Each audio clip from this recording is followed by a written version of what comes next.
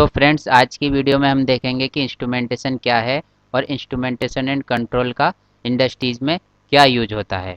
तो फ्रेंड्स, यदि किसी मशीन या सिस्टम को कंट्रोल करना है, उस सिस्टम को सेफ रखना है, उस सिस्टम में एक्यूरेसी चाहिए या उस सिस्टम की हमें एफिशिएंसी बढ़ानी है, तो इंस्ट्रूमेंटेशन एंड कंट्रोल का यूज एसेंशियल हो जाता है।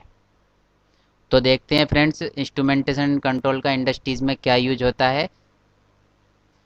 जब भी हम किसी इंडस्ट्री में वर्क करते हैं तो फ्रेंड्स, उसमें अलग अलग टाइप के डिपार्टमेंट्स होते हैं। जैसे कि अकाउंट्स डिपार्टमेंट होता है। अकाउंट्स डिपार्टमेंट बिलिंग से रिलेटेड सारे वर्क करता है और हमारी सैलरी से रिलेटेड सारे वर्क करता है। एचआर डिपार्टमेंट किसी इंडस्ट्रीज़ में रिक्रूटमेंट से रिलेटेड सारे वर्क करता है।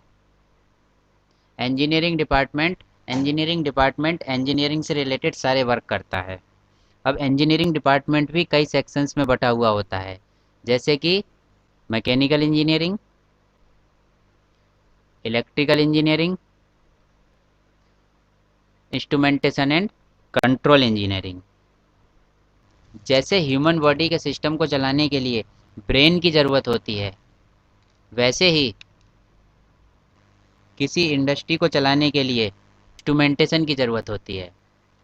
किसी भी मशीन या प्रोसेस को कंट्रोल करने के लिए डिफरेंट टाइप के इंस्ट्रूमेंट्स का यूज किया जाता है। वो हैं जैसे transmitter, controller, control valve, heart communicator, multimeter और पीएलसी या डीसीएस का हम यूज करते हैं।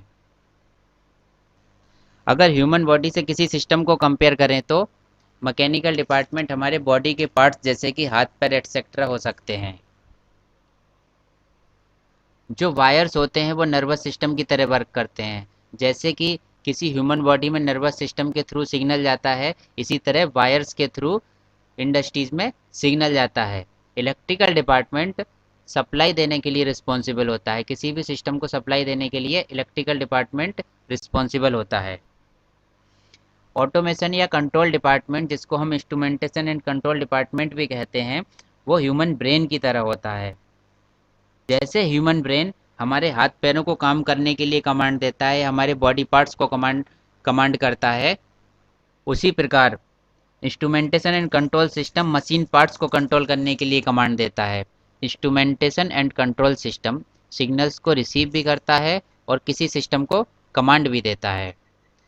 तो जैसे कि किसी सेंसर से सिग्नल्स को रिसीव करता है, मोटर के रन या लोड का फीडबैक रिसीव करता है। अब मोटर के रन या लोड का फीडबैक रिसीव करने का मतलब आप ये समझ सकते हैं कि मोटर अगर चल रही है तो वो फीडबैक मिल जाएगा कि मोटर ऑन हो गई है या मोटर पर कितना लोड चल रहा है, तो ये फीडबैक सिस्टम को मिलता है। Command to VFD to control motor RPM start and stop. VFD को, जो वेरिएबल फ्रीक्वेंसी ड्राइव होती है, उसको कमांड करता है मोटर के आरपीएम कंट्रोल करने के लिए, मोटर को स्टार्ट करने के लिए और मोटर को स्टॉप करने के लिए। Command to operate the pneumatic control valve, pneumatic control valve को ऑपरेट करने के लिए कमांड देता है। इंस्ट्रूमेंटेशन एंड कंट्रोल द्वारा कमांड देकर किसी प्रोसेस को कंट्रोल किया जाता है। इतना ही नहीं, प्रोसेस के सारे पैरामीटर्स भी मेंटेन किए जाते हैं, जैसे कि pressure, weight, conductivity, motor RPM, flow, temperature, level, pH and many more. जैसे ह्यूमन ब्रेन के बिना ह्यूमन बॉडी पर कोई कंट्रोल नहीं रहता है फ्रेंड्स, उसी तरह इंस्ट्रूमेंटेशन एंड कंट्रोल के बिना प्रोसेस पैरामीटर्स पर भी कोई कंट्रोल नहीं रह जाता है। इसके अलावा ह्यूमन एंड सिस्टम को सेव करने के लिए पैरामीटर्स की कुछ वैल्यू पर सिस्टम को ट्रिप या ऑफ करना भी इंस्ट्रूमेंटेशन एंड कंट्रोल सिस्टम का ही काम होता है। इस डायग्राम से आसानी से समझा जा सकता है। ये इंस्ट्रूमेंटेशन एंड कंट्रोल सिस्टम है, इसमें पीएलसी या डीसीएस लगा हुआ है।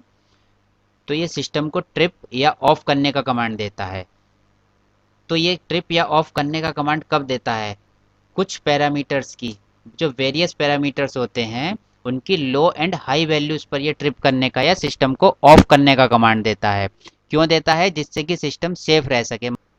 मान लीजिए जैसे हम स्टीम टरबाइन की बात करें तो स्टीम टरबाइन इनलेट टेम्परेचर यदि बहुत ज़्यादा हाई हो जाता है, एक लेवल से ज़्यादा हाई हो जाता है, तो ये स्टीम टरबाइन को ट्रिप करने का कमांड देता है, जिससे कि टरबाइन के अंदर के इक्विपमेंट्स सेफ रह सकें।